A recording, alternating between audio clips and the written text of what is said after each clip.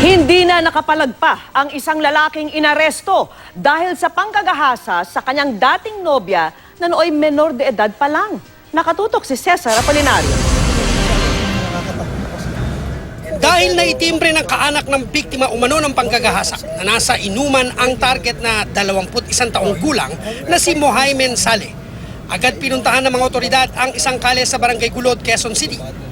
Naabutan ng grupo ni Saleh na nag-iinuman kaya pinahinto ng pulis. Ang kaanak ni Saleh pumagitna ng magkatensyon sa pagitan ng aarestong pulis at isa pang kaanak ni Saleh. Pero wala silang nagawa ng posasan si Saleh.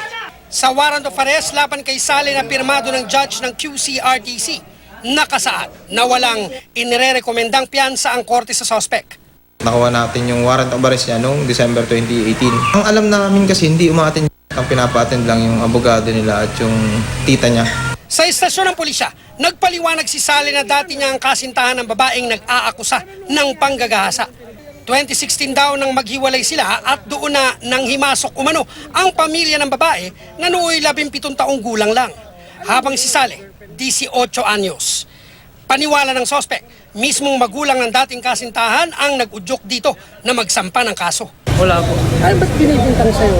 Ano po, yung nanay niya lang po. Pero ayon sa pulisya, bagaman kasintahan ni Saleh ang babaeng nag-aakusa sa kanya, hindi pa rin siya lusot lalo't menor de edad noon ang biktima. Nilabasan siya ng warrant dahil sa pagkakakala niya, wala na siyang kaso at meron nga silang relationship na kiniklaim niya.